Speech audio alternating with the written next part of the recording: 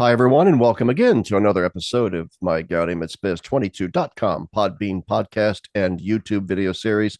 Quite a few podcasts over the past week. I'm not reserving any of them for future.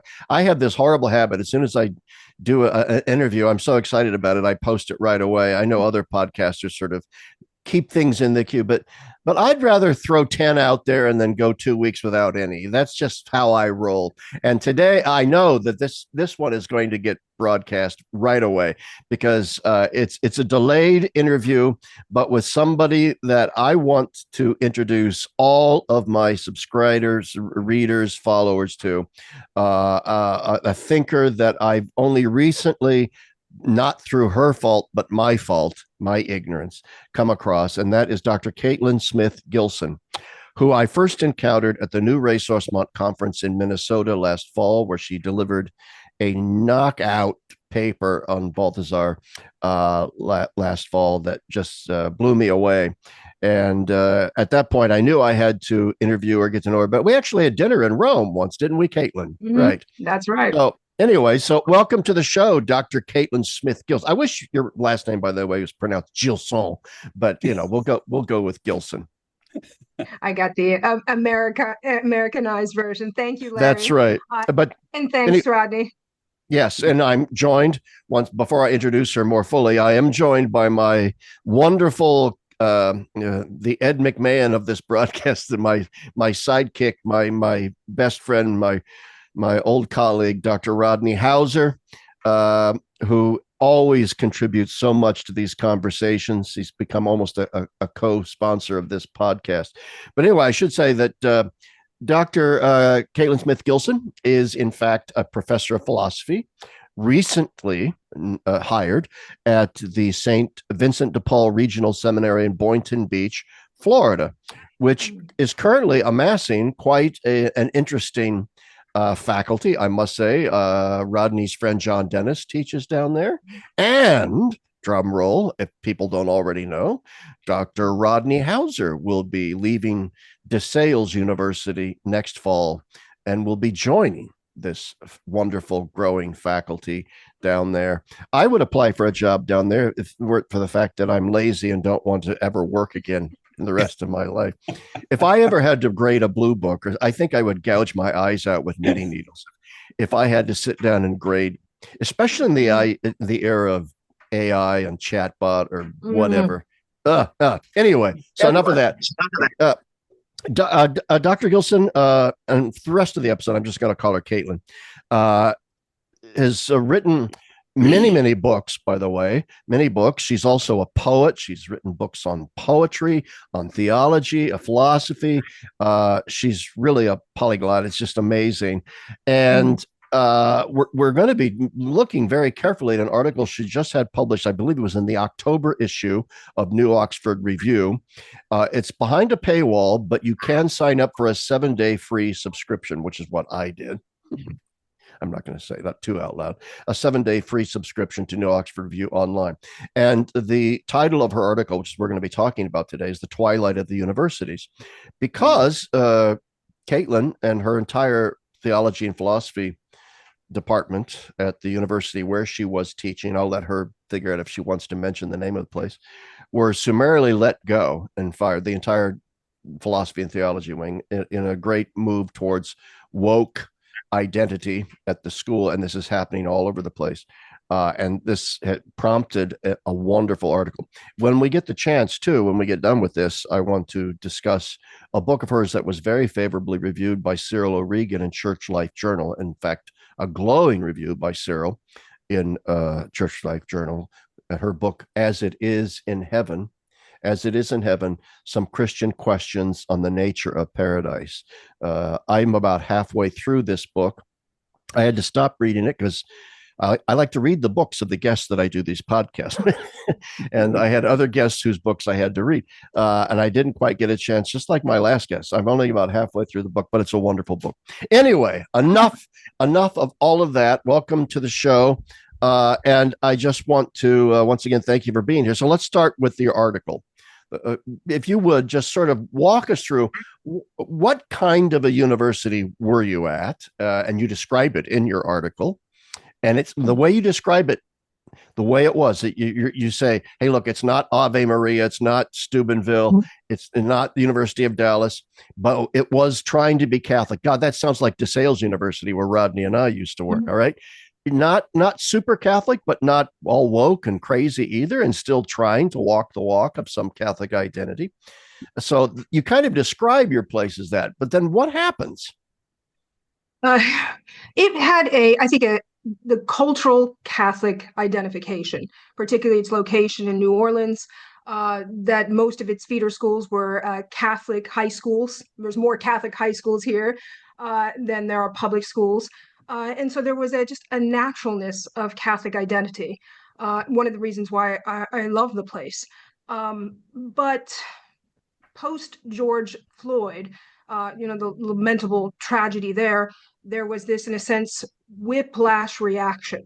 And when you have a cultural Catholicism, but you don't really have any kind of um, intellectual foundation, it's lessened and lessened and lessened over the years. It hasn't really been exercised, but there hasn't really been any enmity.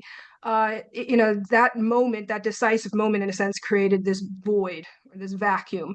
And you have a dying religious order that wants a Catholicism that is only social teaching. It has to offend no one. It's got to be faceless. It's got to be able to accept every different point of view possible ad infinitum, which enters into reductio ad absurdum. Everything's okay. Don't challenge anything. Have this kind of moral isolationism as possible. And then also, a newly implemented and hired DEI that had Yeah. no sense of Catholic identity, and just everything together converged into a kind of a perfect storm. And last, I'd say that um, if you're not living it, it was like Monty Python. You can't believe that this is happening. You're like, are you kidding me? You have to think about that. It's like Monty Python, the farce of it. But to Yeah. actually live in it is a whole different story. Yeah, I Um, mean, it's you don't think there's a ministry of silly walks until you see the yeah, ministry of silly walks. absolutely, absolutely. And to watch John Cleese do the silly walk is just Mhm. amazing. Yeah. But okay, so you brought up Monty Python, so I had to mention it. So Mhm. in a sense, then okay, it let me back up. In your article, what you describe with regard to the woke identity, and I love this. To me, this is the key point of the whole article. And I underlined it and then re-underlined it and underlined it. And it is that the woke identity movement has extorted itself into existence. Mhm. That it's the product of a kind of extortion because Yes. it's fraudulent. It has to be extorted into reality. Please unpack that for us because I think it's sheer brilliance. Thank you. Oh, now when I unpack it, all the brilliance will dissipate. But can we keep with the aphorisms? But yeah, it's like being in a hall of mirrors. And that was the situation there. You would respond with, "Well, we need diversity," and well, but then that's why we can't have this course. We can't teach so and so such a course because it's going to offend, or you're not the right skin color to teach the course. Well, how is that diversity? And it's, well, we need diversity is, in a sense, the response. You just keep getting these repetitions. But how is it extorted into existence? Um, it really is a kind of, again, a hall of mirrors. You hire everyone who says the same thing, and it becomes a circle. And anytime any kind of outsider, genuinely concerned, tries to puncture the echo chamber with something different, you are, in a sense, threatened out of it. Your job, your livelihood, anything that's important, you step back. I can remember having a colleague come to my office and say, I agree with you 100%, but I'm too afraid to speak in meetings. But yes, it's a fraudulent ideology. It extorts itself into existence by an echo chamber. I also think it works through a kind of Cartesianism. You Yeah, you have this mentioned that. Yeah. Yes, yeah, yeah, kind of Cartesianism that's gone down and down all the way through the postmodern context. And it makes sense why that happens. The ideas are fallacious, so the only vehicle to allow those ideas to germinate would be, a structure that is equally fallacious. It Yeah. extorts Rodney, itself into existence through fear. boy, and that is such an apt way of describing things because, yeah, Yeah. you are terrorized into silence if you dare go against this reigning motif. Rodney, did you want to add something to this? Yeah, no, that's really good. And now it's coming back to me now that you start talking about the article again. It's been a while since I read it, but I remember that, and that's just brilliant stuff because we've experienced a little bit at DeSales. It's not in an extreme form by any means, although at the very beginning it got kind of weird pretty fast, and then we've kind of reeled it in a bit. But what's striking about it is, on the one hand, the progressive Catholic, the thing they fear most is sort of hegemonic orthodoxy, like the authority of the church telling us how to think and even telling us the words within which to think. Yeah. So when I was at Marquette, they were very dismissive of like holding on to traditional language like homoousios or even nature or whatever. Like that was wedded to a bygone worldview. And so let's loosen up the vocabulary. And you can say the same, the transubstantiation is antiquated. Let's come up with other metaphors, blah, blah, blah. But when we hired our DEI guy at DeSales, all of a sudden, it not only came with a very stringent worldview, right?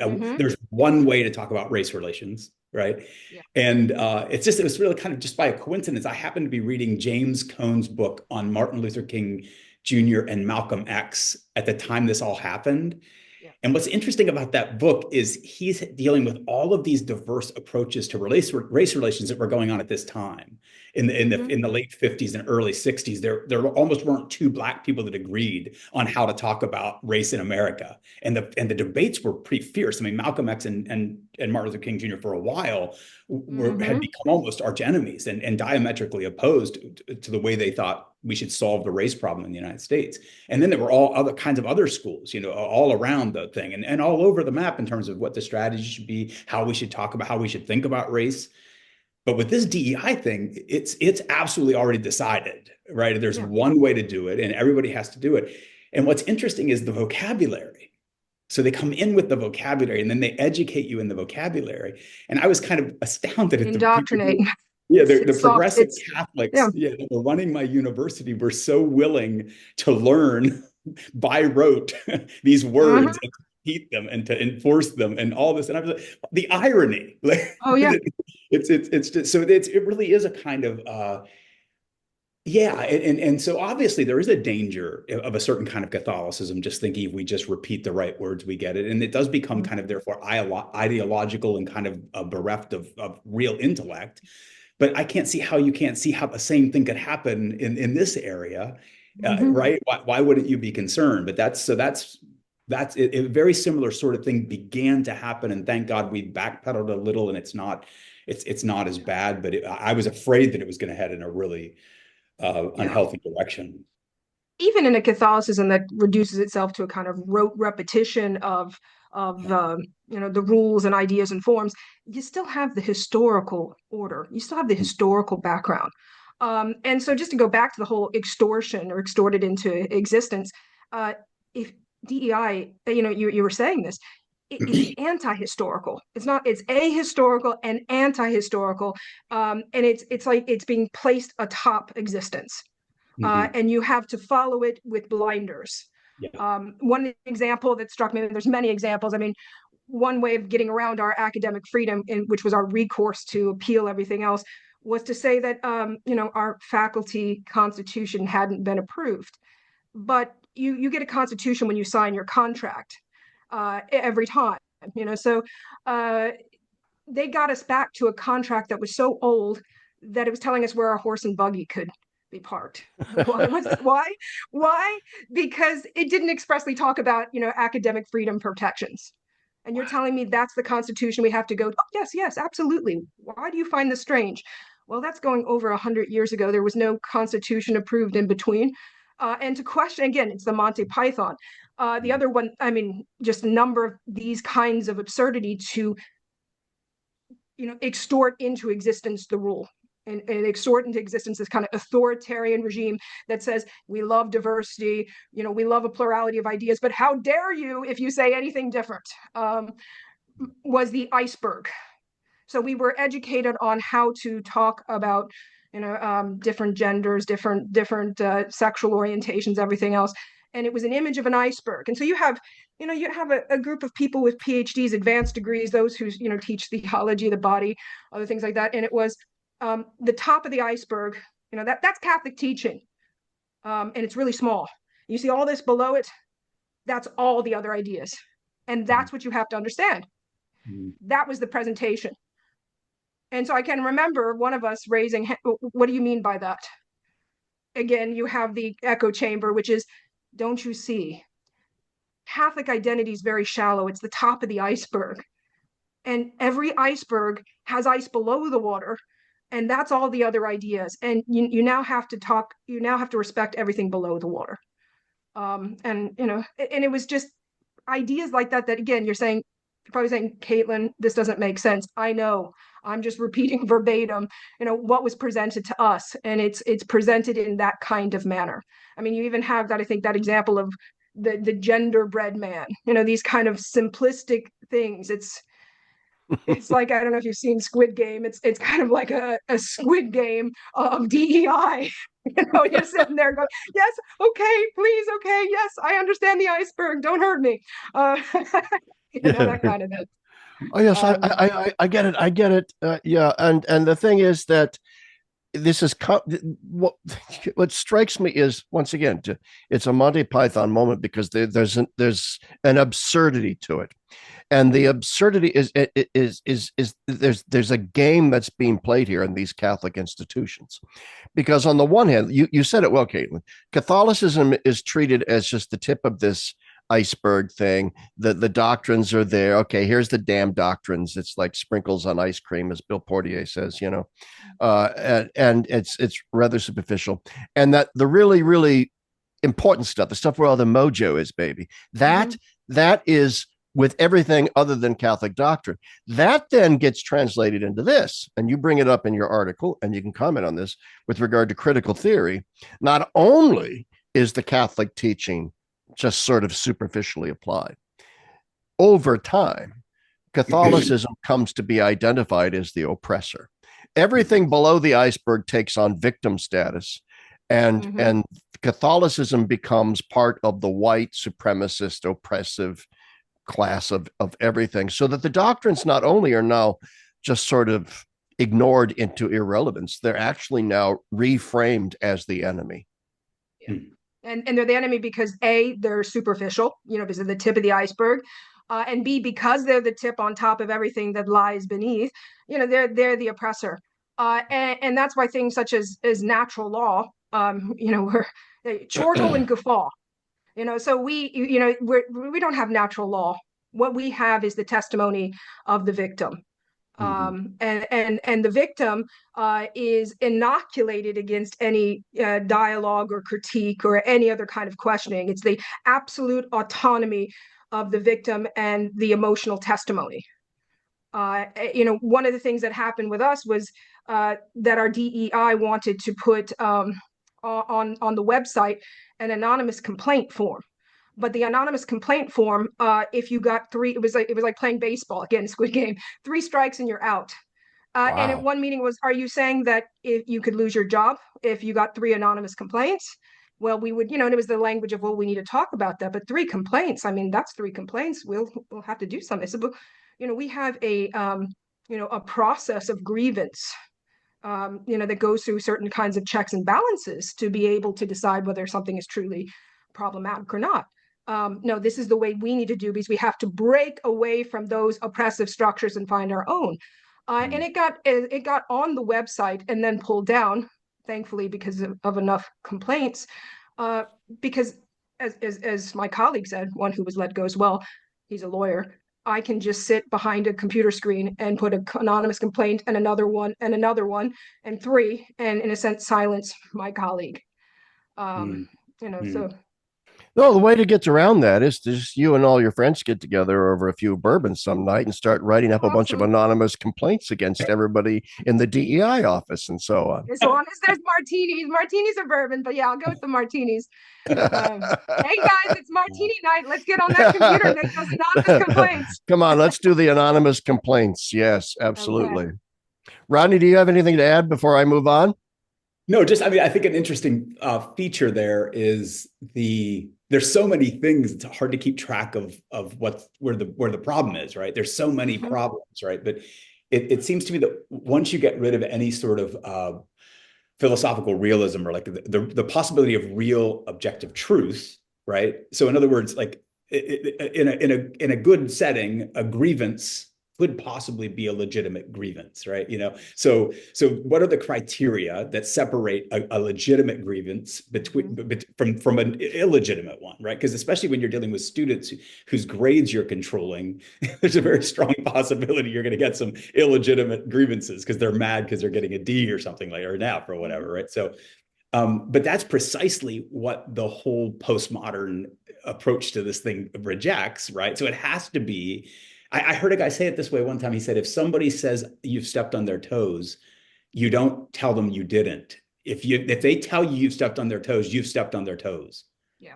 I was like, what if I didn't step on their toes? I remember that, Rodney. That was at DeSales.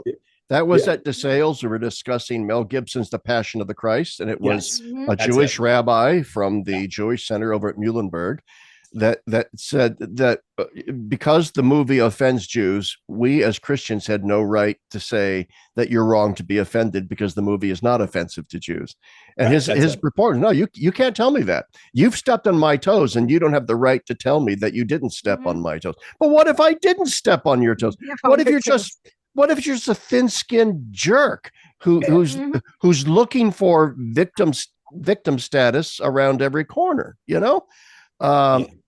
But this raises a point that's a very. But it'd be now, Larry, you're wrong, and that's the point. That's you're right. Wrong. You're wrong in advance, and the verdict is pre-checked for your convenience. You were born wrong. I was born wrong.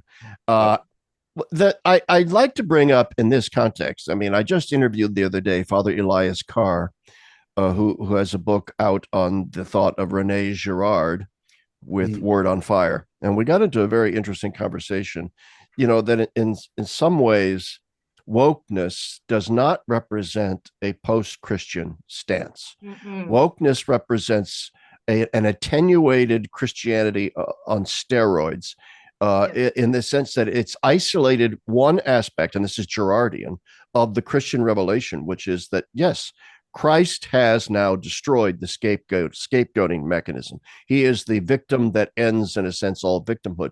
And so it is precisely Catholicism, Christianity more generally, which is interjected into the consciousness of world civilization now, of the privileged status of the victim as a privileged locus for God sort of revealing the divine vulnerability and all those sorts of things. But when that is detached from the broader Christian revelation and just becomes this free-floating apotheosis of the victim, then you've got wokeness. You've essentially got wokeness. And then when that gets tied to the sexual revolution, bingo. Yeah. I like Bill Noce's point. Oh, you go first. I just wanted to say that the part of the issue too is that it's now the wokeness or the victim thing is within a Hobbesian framework, whereas within Christianity it's not, right? It's good point, right? So everybody has a kind of right to see everybody else as a threat to their identity, their whatever, and so it's I mean, that's the thing about people claim that Marx gets past the Enlightenment, but he doesn't. It's Enlightenment on steroids, because it's still very much it's still very Hobbesian.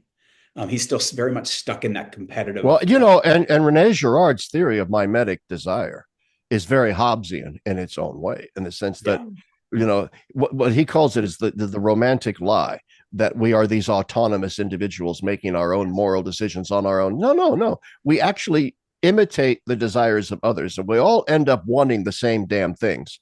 which are limited in scope. And so we have to compete and fight and struggle with one another. Anyway, Rodney and I are now then making us versus them, and then making us versus them. Yes.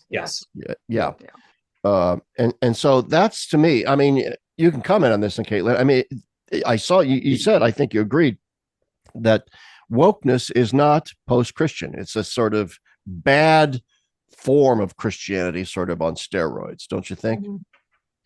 You know, you raise a larger question on whether we ever get to anything post-Christian, or do what we call post-Christian this kind of substitute and surrogate for Christianity. And I think that's what's happening here. I mean, you have your savior complex, you've got your victim, you've got your process of anointment. Everything is there. It is a ruthless substitute and surrogate, and it's following the patterns of Christianity. But as you said, it's divorced from the logos, it's divorced from the meaningful, larger tradition, and it's exercised, and it must be exercised in a vacuum, in an echo chamber. And we don't want to get bogged down in like semantic games, what's post-Christian and what's not, and so on. I'm just thinking of the thesis of Tom Holland's book Dominion, and he makes the very strong case that you have to really try really, really hard to invent a truly post-Christian civilization, because everything about the world is different because of Christianity. So you're actually then simply talking about truer forms of Christianity versus really bastardized forms of Christian discourse. But it matters because, and let me bring it back to your situation at your school. It matters because the Catholic partner in this is not in a sense approaching things dialectically. The Catholic partner is approaching it analogically. The Catholic partner says, you know what, you've got a little truth here. And let's talk about that, and let's build on that. We've got these overlapping bits in our two circles, and let's focus on those overlapping. Let's talk about marginalized people, people on the peripheries. Let's do it. But then the other side does not want to engage us on that level. No. I mean, at one point there was the DEI went through the halls and placed a video of all the art, and some of the art were covers of our magazine, our student magazine, and the point was, hey, these are all images that are white images, and there's no black persons, and it was corrected that the last 4 covers were done by students who were minorities, Black and Hispanic. And then to have the audacity, the DI director, to say, yeah, but they're not literal images, they're flowers, they're this, they're that. I said, what are we supposed to do? Are we supposed to tell our Black students, when you're in art class, in order to keep a diversity, please make sure you draw someone who's figuratively like you? And it's just things like that. I lost where I was going with that, but I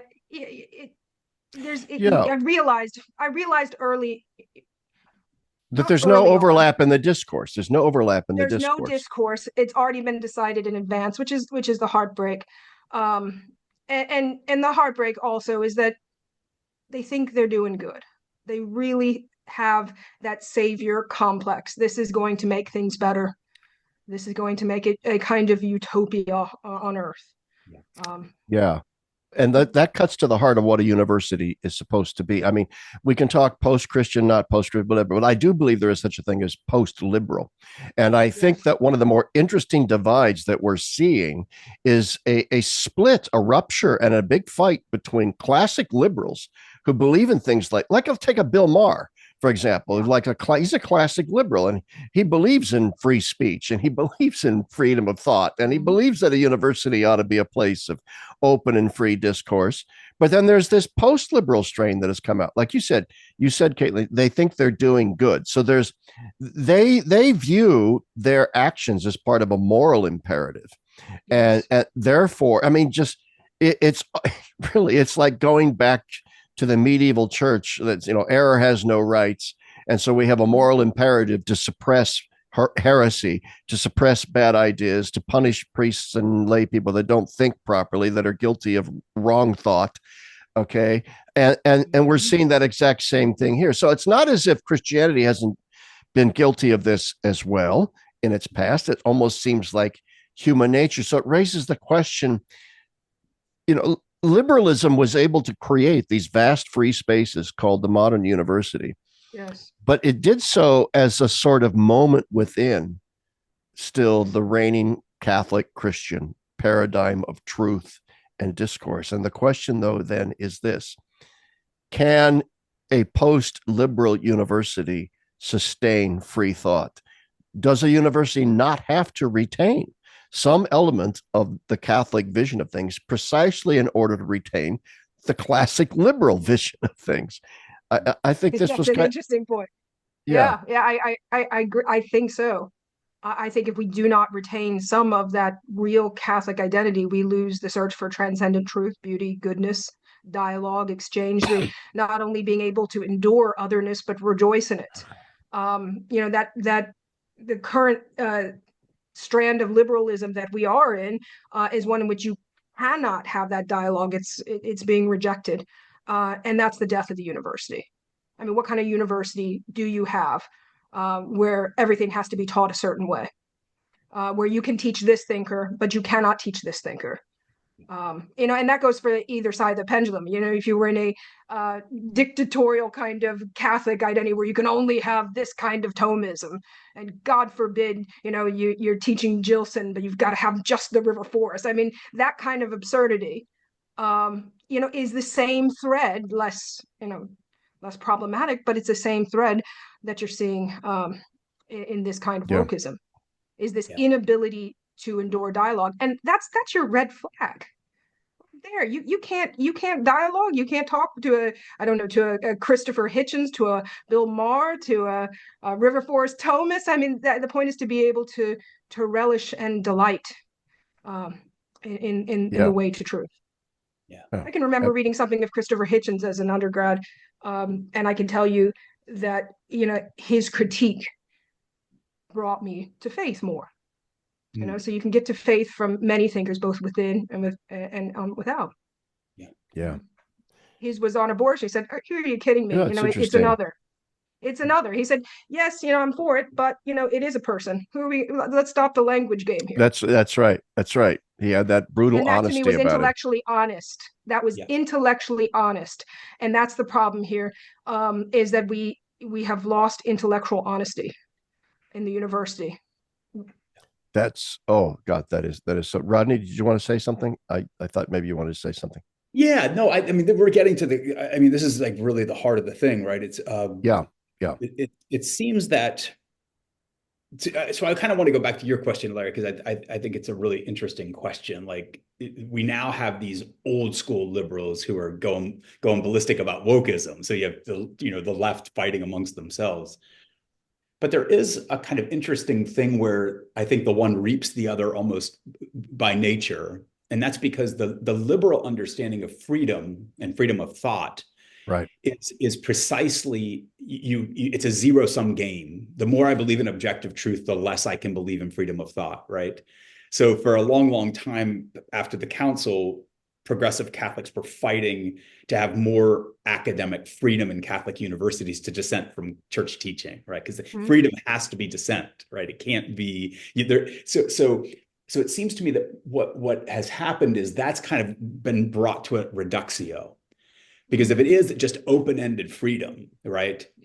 And that would mean you'd have a university where we could deny that there's ever been racism in the United States, let's say. Right? Well, the United States has never been racist, right? That could be a professor's position or whatever. And obviously, do you want to teach in a university where a professor's teaching, say, that the Holocaust didn't happen or that there was never chattel slavery, right? So there are obviously limits to freedom, but we never really worked out how that works, because our definition of freedom was purely negative, right? So this is a backlash, it seems to me, against that, using diversity of opinions to excuse bigots and jerks and troglodytes, right? Right. And so I think now there's like an impatience for justice. And so now we're going to the ideologues are going to force everybody to talk the same way, and we're going to get results, damn it, et cetera, at the expense of academic freedom. Screw academic freedom.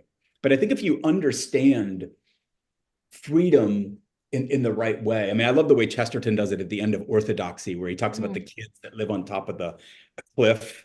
And because it's so dangerous, they're all hovering in the middle of the thing. They don't do anything. And then somebody gets the idea to build a fence around the village, and now the kids play freely. And so he sees, orthodoxy, or boundaries within which we can think, first principles, et cetera, as actually providing the foundation for freedom of thought. And I think we're going to have to return to a notion of freedom of thought that is more along those lines, because the liberal model is necessarily going to lead to the opposite, because it's so dysfunctional. I don't know if that makes sense, but it does. It reminds me when Plato in the Republic talks about the slow rot. In democracy, it's a kind of freedom where you're having a plurality without any hierarchy, without any teleological meaning or genuine intellectual honesty. It's the kind of freedom that would manifest itself in the play like Eugenio Ionesco's The Chairs. They're just putting out chairs, putting them away, putting them out, putting them away, putting them out, putting them away. It's a fantastic, absurd tragedy until their death. And their death is anticlimactic. No one can speak, no one can talk, no one can understand. It's a freedom that has no direction. We saw that in when you teach your undergrad class. You see that in Sartre. And we have accepted as Catholic thinkers far too much of that negative understanding of freedom.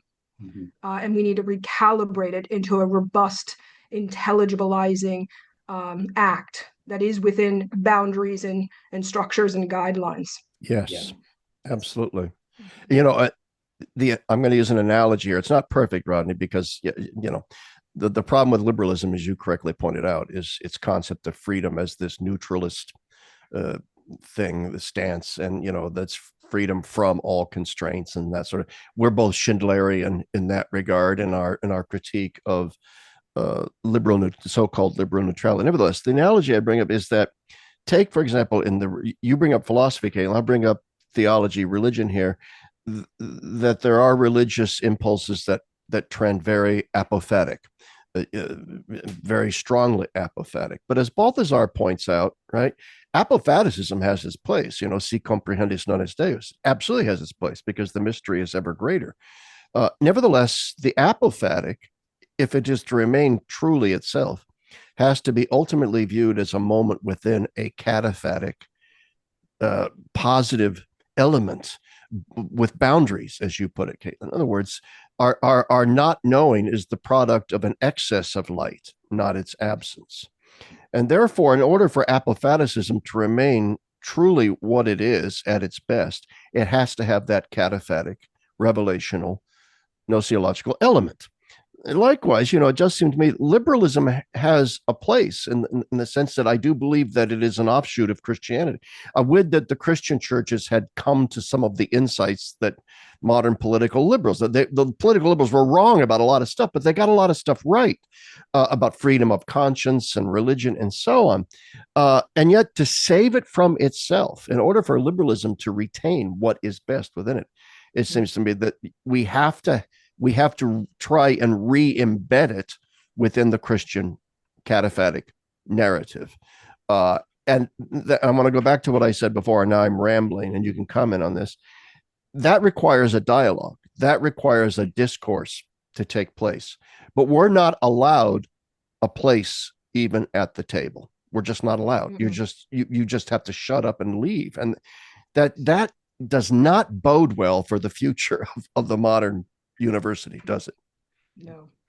And the temptation, this is in history, is the swinging pendulum. You react and you go to the completely other end, and we make, what was it, Irrational Man? Who wrote Irrational Man? Why am I? William Barrett. William Barrett. William, God, I read that in decades. Oh my God. Yeah. That's a blast from the past. Too many existentialists today. But he talks about how it's undeniable the impact of existentialism with Sartre and Camus, that it hit the public forum in a way that philosophy had lost for generation after generation. He says, and so you have these, academic circles and little towers, dusty little towers closed off, arguing what ultimately ends in insignificance. We're just closed off. And I think the danger is that we have no place at the table, so we're going to swing and close off into these little circles and little tribes. And that's the worst we can do, and we're going to confuse, whether it's a hyper conservatism with the tradition. Yeah. And that's the death knell as well. Oh, you really sensed out exactly where I wanted to take this conversation, which is the future of specifically, say, small Catholic liberal arts colleges like you taught at, like Rodney and I taught at. I mean, we're talking about in many ways apples and oranges when you want to compare, say, a place like where you taught or DeSales University with a Notre Dame or a Georgetown or something, just completely different entities. So I'd like to at least maybe just limit ourselves to a sort of the smaller sort of Catholic liberal arts school. What model should such schools pursue? Now, you guys are both, I'm going to preface this by saying this, you guys are both teaching now at seminaries. And I went to a seminary, and my wife works at a seminary, so I know seminaries quite well. And the fact is, I'm very high on seminaries right now because I'm very low on the state of Catholic theology in most Catholic universities. And it seems to me that what makes a Catholic theology department truly Catholic, let's put it this way, isn't that only Catholic views are taught or entertained or discussed. It is that the church's voice is really heard. The church's voice is given a hearing, a real hearing. And in my view, that only takes place or predominantly takes place in seminaries right now in the United States, because the church's voice gets a fair hearing in a seminary, obviously. Actually, I shouldn't say obviously, because back in the day, that wasn't true either. I went to seminary in a time when that wasn't at all assumed. Okay. So you get my point. So whether you're talking about seminaries, sort of acting as a model here, or small Catholic university, in other words, do we want to go down the path of sectarianism? We're just going to be all straight line Thomists or straight line communio theologians. You got to be this way or no, yeah. So what is the model here? How can we pursue a vision of Catholic liberal education where the church's voice is given a hearing that isn't for all that simply a kind of straight line? I could use stronger language. Go ahead.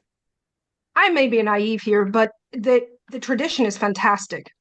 Both the historical tradition where we are now. I mean, think we have Dante, Peggy, Chesterton, larger Christian tradition with Lewis. I love C.S. Lewis. Oh, me too. We have fantastic literature, Claudel. I mean, on and on and on. We have. I have noticed. I mean, even in my own education, that it's just a printout of a snippet of a this, of a that, and it's lost all of its beauty. And I don't know if the word would be great books, because that can have problems as well. But having more of that approach where you're presenting the robust tradition, because the reason why I'm a Catholic is fundamentally there's nothing more beautiful. I can remember my husband years ago, and I said, honey, what would you be if you weren't a Catholic? Because he converted from nothing to Catholicism. And he said, I'd be nothing. I said, well, what about Protestant? What about this? No, nothing. Maybe Orthodox. I said, nothing. He said, nothing. And his point was a kind of Dostoevskian point. It's so beautiful that everything else follows. And in the end, when you are, beauty is the forgotten transcendental. The problem is we shouldn't forget it. And we can bring back truth and goodness. And the bottom line is that real Christian faith is martyrological. It takes a lot out of you to believe. Wow. Wow. It takes a lot out of you to believe. And so if I'm going to, kneel at the altar, it's not, as Camus said, nobody dies for the ontological argument. Nobody dies for the ontological argument. Nobody's going to die for the Quinque Viae. And all those are beautiful. But you got to have all the soul and the body and the flesh and blood behind it. and that living tradition of thinkers, who built. I think I lived in Malta for almost 2 years, thinking of all and they're proud of that. There's 365 churches in this small little 2 little islands, and some of them are quite beautiful. I think of how long does it take to make a beautiful church? Yeah, yeah, and it's not just. Oh, go ahead. Yeah. I was just going to say, I think beauty's gotten a bad rap as a kind of, it's gotten swallowed into the negative freedom. It's gotten swallowed into the kind of aesthetes of Baudelaire. It's gotten a kind of bad rap. And then Catholics kind of avoid it and then just tag it on at the end. That's something that's great about Balthasar. His writings are rigorous, phenomenal. When he describes the descent of Christ, it is both terrifying and yet it is the beauty and the terror of existence. And the beauty, exactly, because the trouble with the beautiful, the Calon, is that it can be ambiguous if it's and in the service of evil, yes. if it's detached from the true and the good. And so, but what Balthasar brings out is, therefore, the truly beautiful, because it's attached to the true and the good, can actually embrace and encompass within its beauty that which we might aesthetically consider ugly, such as the cross of Christ, and suffering and those kinds of things. And that's gosh. And so when you talk about all those beautiful churches in Malta, what it drives, I felt the same when I was in Rome, just the sheer beauty of everything around me. And yet, and I've told this story a million times, the most beautiful moment that I ever had in Rome was when I just sort of haphazardly one afternoon stumbled into the church of St. Augustine near Piazza Navona, saw a tomb of somebody in the back, and wandered back there, and there was no sign or anything. And it was the tomb of Augustine's mother, St. Monica. I got down on my knees and I cried like a baby and said to myself, what kind of place is this? What kind of place, as an American? Here's a woman who died, the fourth. When did Monica die? 4th century, 5th century? I don't know now. But still, I mean, if that was the United States, there would have been a neon sign outside, $20, go see the tomb of Saint Figida or whatever. It's like, geez, in other words, the beauty of that moment wasn't just the aesthetics of the church that it was in. There was a moral and spiritual piercing of my soul at that moment that when Balthasar talks about what you're talking about here, that's what we mean when we say the Catholic faith is beautiful. A couple of years ago, I took students to Rome. I had an endowed professorship that was running out, so I said, kind of like martini time, but in a nicer, more student-friendly way. I said, hey, I'll take this money and I'll take my students to Rome, and we'll have fun for a month, and see beautiful things and read Lampedusa and Dante and others. I mean, just by chance. Ambling down, I've had a double espresso, talking with a theology colleague, one who was also let go. And we went into this nondescript little church in Bologna, and it had, there was no special signs, nothing really. It was Nicola d'Arca's Lamentation. And there are these carvings. So you have Mary Magdalene screaming. Yes. He was 23 years old. And when you read about the story, it used to be at a fish market. It used to be there out in a fish market area. And it was just, and that gets me, it's the same thing you have, Larry. What is this? And that's the only thing that's going to convince someone, that's part of the faith. Faith is this mix of the grace, and thank God it's not just us that transfers it down, because we can't transmit it. We have to facilitate and help as best, but we don't have that power. But it's those moments that are decisive. Yeah. I've told this story before too. And then I'm going to let Rodney get a chance to get a word in edgewise here, which is along these same lines. When I was in undergraduate seminary, my spiritual director, Father Anton Morgenroth, who was a convert from Judaism, fled Nazi Germany because of Hitler. His father was a conductor for an orchestra.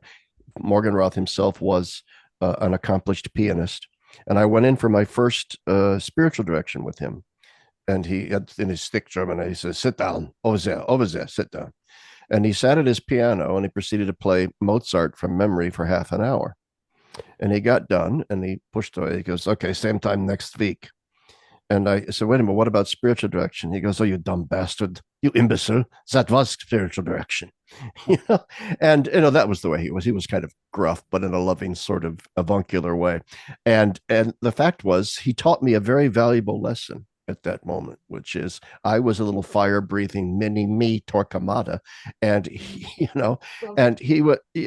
was letting me know that I was an immature little twit who needed to have who had a mind, and he appreciated that, but it was hemmed in by sheer stupidity.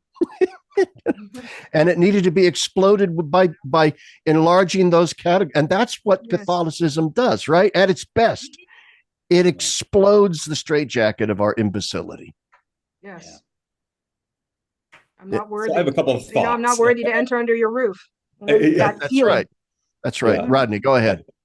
Yeah, no, just to kind of build on what you two have just said, the first thing that comes to mind is one of the things destroying the university is the absolute commodification, utilitarianism. Everything is instrumentalized for the sake of something else. And you simply can't have a university in that world. That whatever it's going to be, it's not going to be a university. And so I think this is the challenge, is the university wanted to become secular so it could be more free to think for itself, so to speak, without dogmatic, restrictions and things like that. But it ended up, that became its undoing, because then it seems what happens when you marginalize God, you have to marginalize also everything within the human that is transcendent, that it can't be reduced to the body, the material, the naturalist, et cetera, et cetera. And so you end up losing, you lose God, but you also lose everything that makes life interesting, the beautiful, the true, the good, and all those things. So what you guys are saying about the beautiful, I think, is absolutely important. And it's so crucial that if we do return to the beautiful, we do it as a transcendental property of being, and not as the pretty or whatever, right? It has to be that gravitas. But just another thought that I think is kind of interesting, from what I hear for you guys, is if we look at the history of how this happens, it really is the case that the foundation for the modern university is the attempt to escape the kind of doctrinal stranglehold of the traditional. So if you think of America, Yale, Harvard, and Princeton were bastions of Calvinist orthodoxy, and very biblicist, fundamentalist, et cetera, right? So eventually they throw the shackles off. So Princeton becomes liberal, and Harvard becomes liberal. I don't know if you guys know, but the first presidents of Harvard were often Puritan ministers. Yeah, they were. Cotton Mather. Oh, yeah. James Burchell highlights this very well in his book, The Dying of the Light, by the way. Right.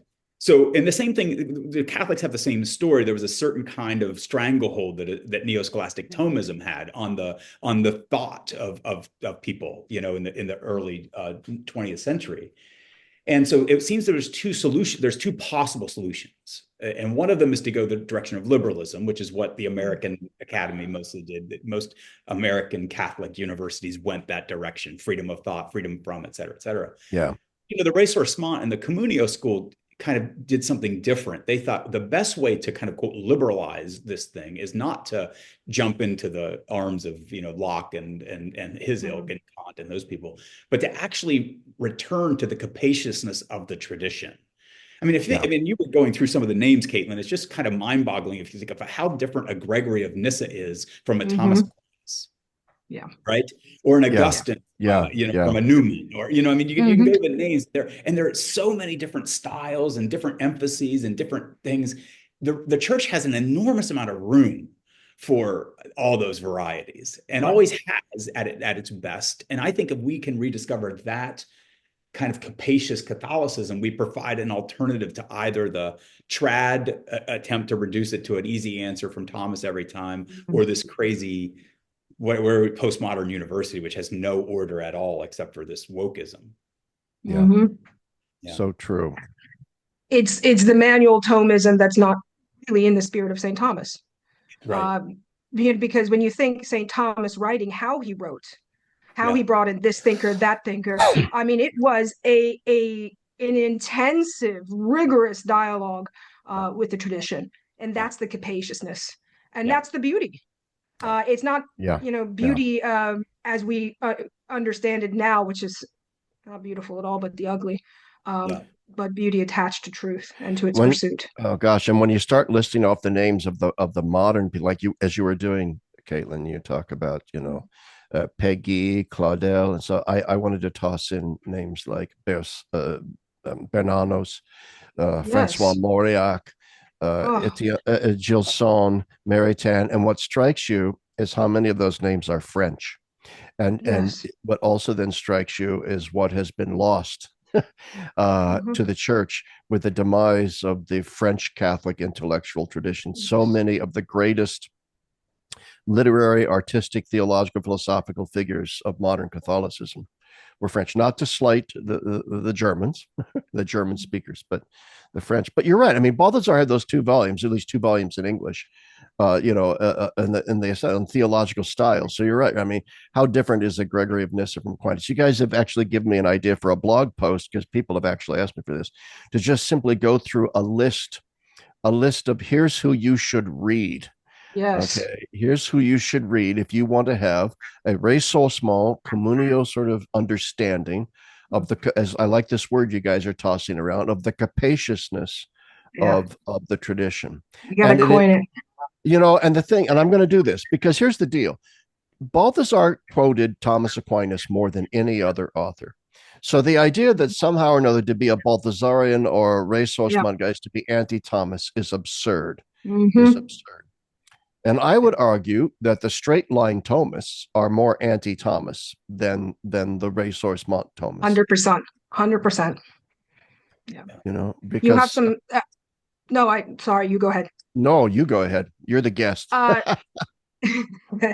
In one of my books that I'm dealing with Aquinas, I open with a series of passages from Wilhelmsen and Gilson and Maritain and Pegas and a number of other who talk about the problem of a dead Thomism, an archaeological Thomism, a straitjacket Thomism.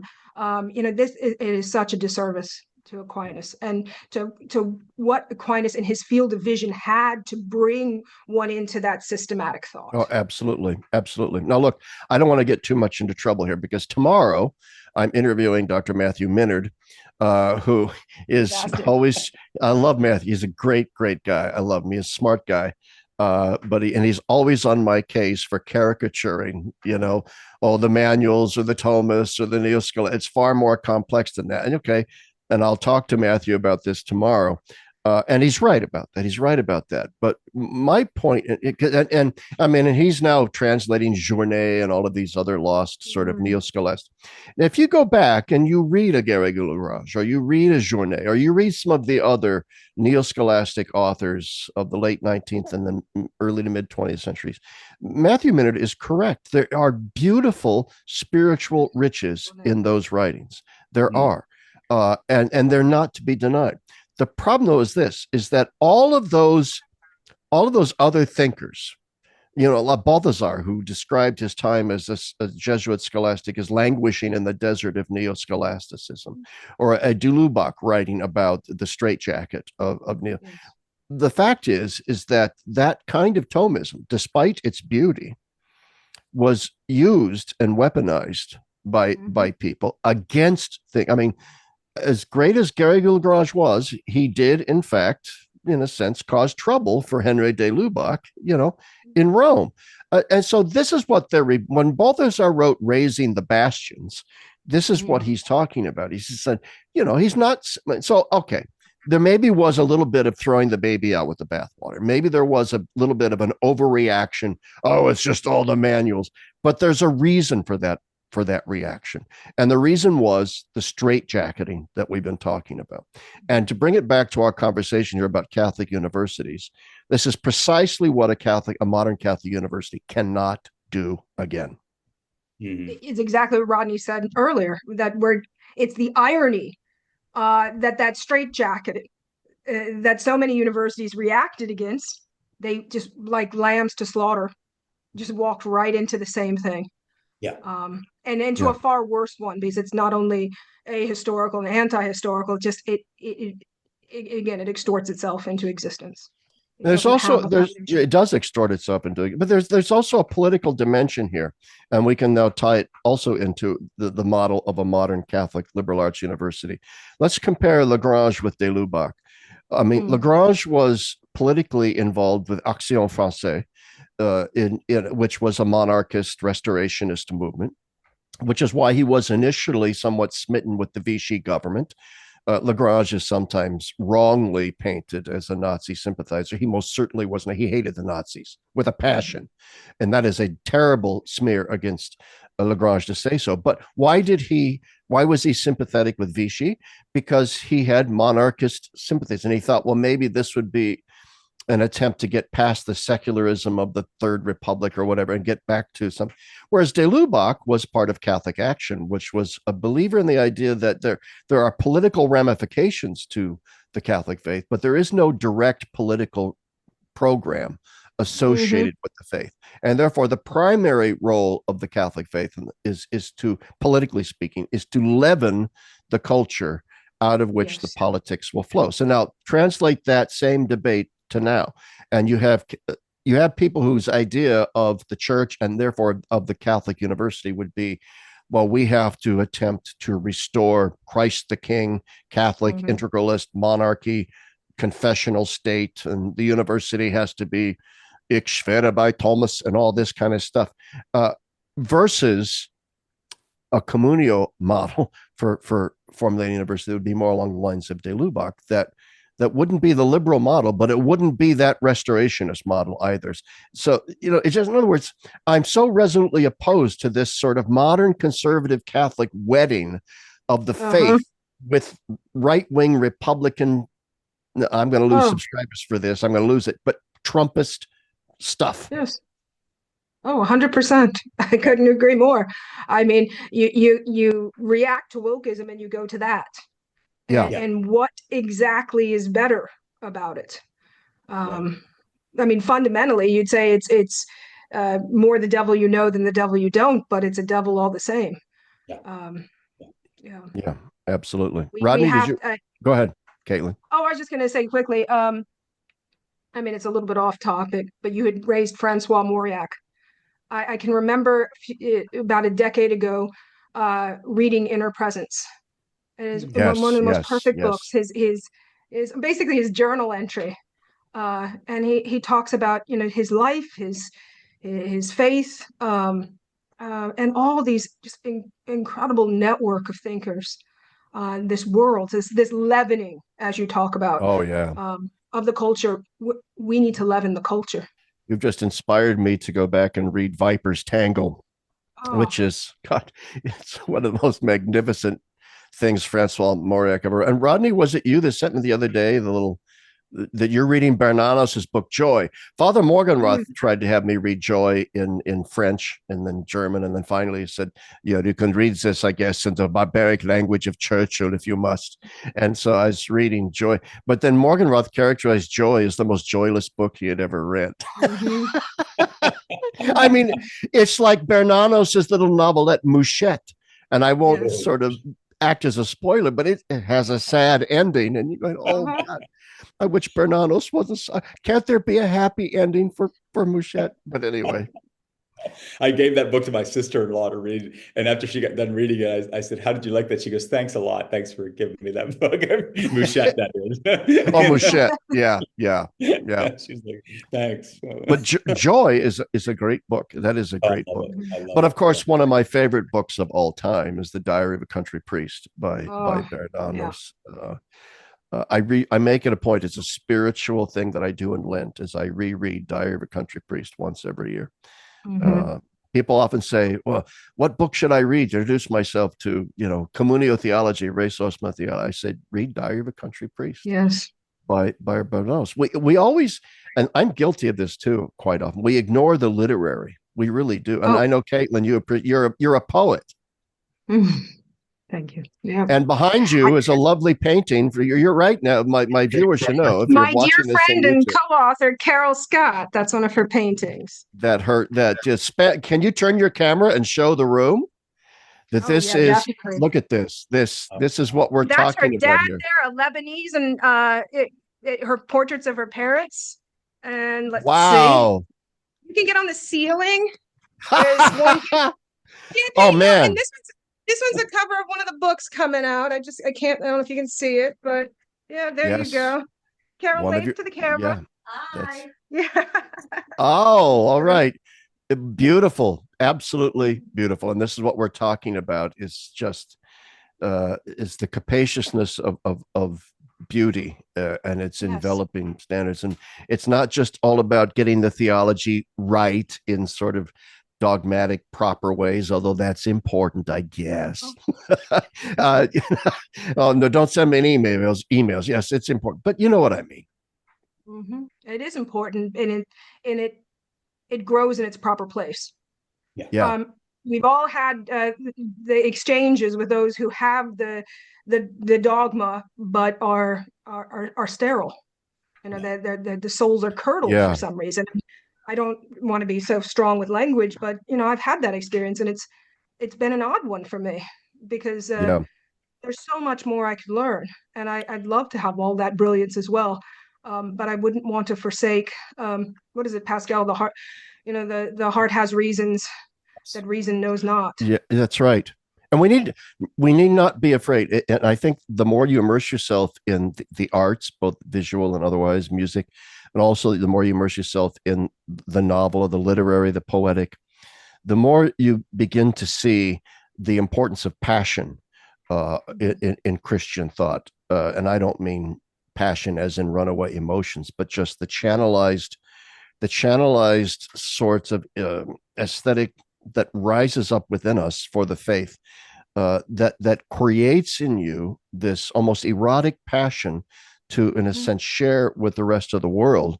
What is I have to say, you know, when I was at the New Resource Month thing in Minnesota, this is what struck me about your talk. You know, we're sitting there in all these talks, right? And they were great talks. Oh my God. So I felt like a turd in a punch bowl. I really did. I swear I felt like, oh geez, my talk is going to be terrible. And you missed my talk because you got sick.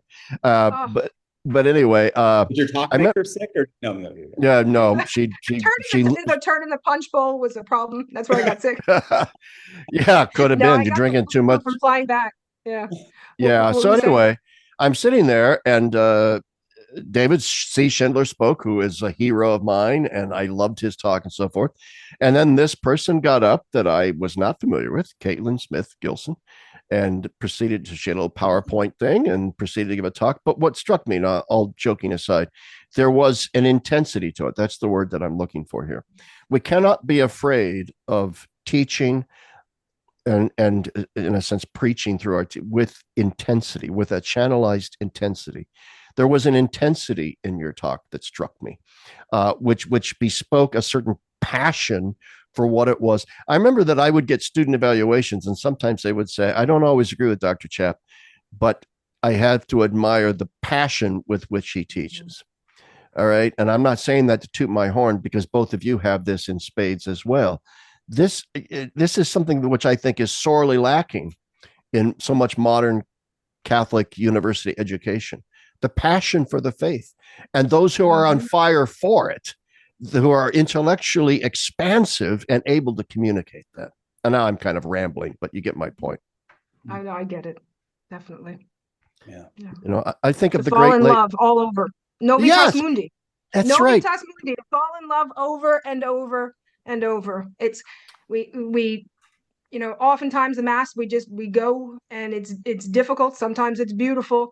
But when we have those moments when we fall in love over again with the church. Yes. It's like Lewis says, salvation is like a good infection. Yes. All right. Yes. And we need to be that. We need to be that good infection. We really do. And I think we've handed too much beauty over, too much beauty, too much passion. You know, handed it over to the nil basis. Well, that's the thing, right?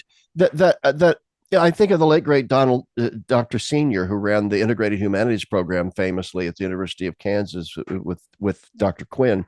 And I mean, part of the curriculum involved teaching students how to do fencing, going out and looking through a telescope at the constellations and so forth.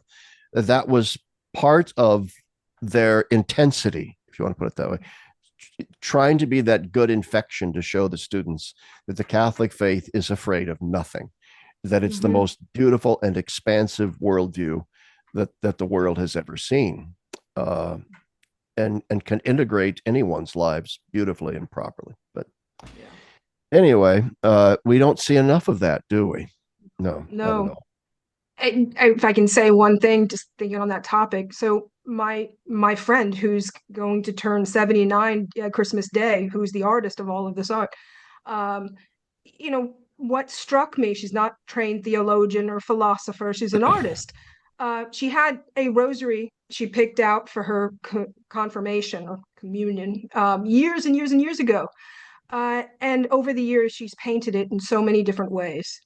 Wow. And it's always by the bedside. It's always there. The most fun, gregarious, loving, generous person and friend that I know. And it's that passion, coming to the house, seeing the beautiful art, being surrounded by kind of non-academic depth. There's ways in which we see the faith in different ways. There's ways in which we approach it. And I think what I notice is that we just straitjacketed it so much, and we're not doing ourselves any. It is, why spend so much money going to college, sending your kids to college? My kids are graduating this year, twin daughters. So much money, and you're not giving them the world of the faith. You're not. And the thing is, go ahead. I just wanted to kind of tie this back a little bit into the university thing, because we've just hit on something I think really important, and that as you think about it, the way the university has failed, and that could be a right wing or a left wing direction, but in either case, it's become moralistic, fundamentally moralistic. So so either you have a university to train people to be straight-laced, or you are training them to be good, social justice warriors. Both of those things have very immediate ethical results. And we're impatient of anything that doesn't have an immediate ethical result. If you think about the way we read literature now, we're trying to determine whether Jane Austen was sufficiently feminist or whatever, right? In other words, it has to have moral payoff, or it's not good. And I think reintroducing the idea that the beautiful is good for its own sake is a way of liberating us from that. But it also is a way of reinvigorating our sense of justice, right? Because it's through precisely recognizing the beauty of something that you want to live up to it. I love the Rilke thing that Balthazar likes to quote. He sees the bust of, I can't remember what he sees. Is it Venus or something? And he says, I was so struck that I knew I had to change my life. Right after all the beauty of it, he said I had to become a different person. And I experienced that when I read good literature. I want to be I'm like, I have to live up to this. Like, if I'm going to read this and enjoy this, I have to be the kind of person that ought to be able to enjoy this. And that means being better than my current incarnation, so I think beauty is really key, even to the saving of the university. Yes, it is. And because it also, it creates dialogical points of contact with the sincere non-believer. I'm smitten these days with the idea of the metaxu, the in-between, and that the role of a Catholic intellectual these days, and in a sort of post-belief era, is to occupy the metaxu, to attempt empathetically, vicariously, almost in an act of atonement, to enter into that gray area in between. Guardini writes about this beautifully in his little book on melancholy, and in that regard, then we can be that bridge back into the faith if we reach out into that realm of the in-between. Now, the way we can reach out into that realm, that gray realm of the in-between, which is a point of, is to precisely to appeal to the deep wellspring that beauty, truth, goodness create within all of us, And I think, for example, I bring this up with rad trans. You look at a character like Simone Weil, for example, who, though very sympathetic to Catholicism, never was baptized, and yet was in so many ways thoroughly sympathetic to and a genius of a thinker, a just unbelievably interesting thinker. And she'd be the kind of person where you'd want I would want her in a Catholic university. Absolutely. And the reason why I bring her up to Radtrash, though, is she explicitly repudiated baptism because she believed that to become baptized would rob her of solidarity with the poor. And she believed that the church of her time was a kind of against the poor, oppressor kind of blah, blah. I don't know if she was right about that. We could argue about that or whether she was right or wrong. But the fact is, in a certain rad trad construction, obviously she's in hell because she understood and knew the truth of Catholicism, but specifically repudiated water baptism all the same. Not only do I not think she's in hell, I think she's in heaven. I think she's a saint. But that's going to require some renegotiating basic ideas. But my point is not to go on and on and on about Simone Weil, but to point out the vast arena of discourse that is out there if one was just simply willing to dive into the deep water. Yes. Yeah. Yes. You know, anyway. I hope you make the list. I want to see this list of all you want to see the list. You want to see the list. Yes, I want the list of all the capacious Catholicism. Well, it would include some non-Catholic thinkers too. You know, absolutely. Dostoevsky would be on that list. Who's that French novelist? It starts with an H. Oh gosh. Huysman was Catholic. Do you mean him? No, he's not. Okay. He's not really. Hollebeck. The one from my article. Oh, he's fantastic. You quote him in the article, and I always refrain from pronouncing his name because my French pronunciation is I'm not sure that's right. Yeah. Hollebeck, whatever. But I know lots of people, like from Rod Dreher to others, are really high on this guy's thought. So yeah, we need to toss names like that in there because damn it, they're interesting. Important, I think. An ally, obviously not a Catholic, but an ally is Iris Murdoch. Oh, yes. She's just a great novelist and a great philosopher. And what about, you quote Roger Scruton? W.H. Auden. I mean, Auden's got some. Auden? What about Roger Scruton? I mean, he never really crossed over into explicit belief, right?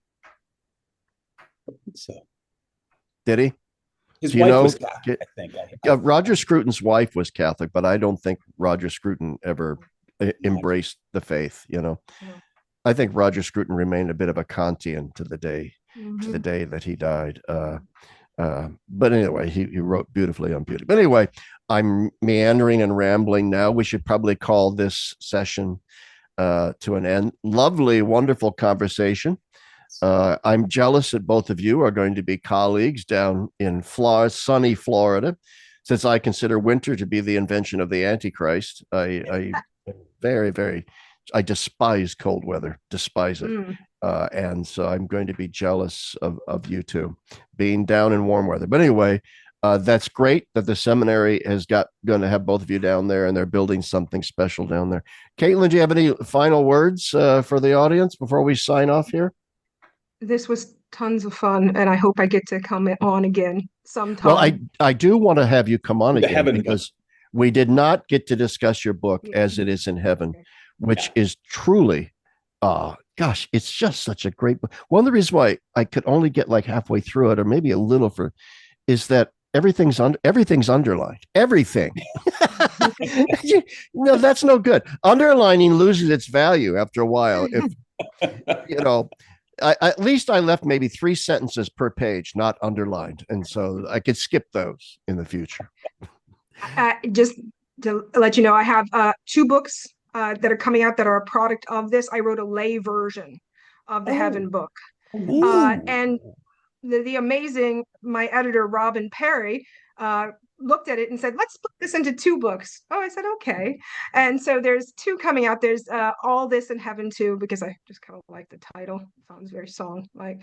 And The Impossible Possibility of Forgiveness. And so they'll also have some of Carol's art, and they're out anytime now. Nice. Fantastic. A difficult to write and lay version, to take the ideas and distill them. It's quite an interesting exercise. Do you still occasionally teach in Rome?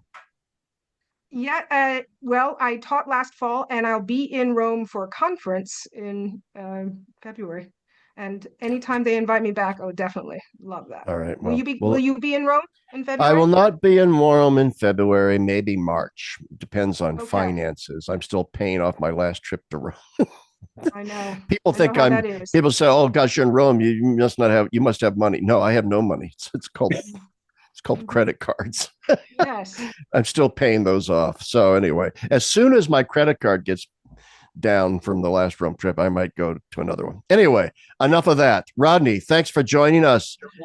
Caitlin, thank you so much. And we will absolutely have you back on again. And someday I would like to have a podcast with the two of you from the seminary next fall. Oh, definitely. I would love to get your dean on here. I keep thinking that I want to interview the academic dean down there. So I need to get a hold of him and maybe. And you could be down with us when you interview as well. Oh, that's a great idea. I might have to. Yeah, in order for the production values and so on and so forth. Yes, exactly. I need to be there. Yes, we'll have so. Negronis on the deck. Okay. I think so. All right. Okay. Hey, thanks everyone for watching, and thank you guys for participating. Bye now.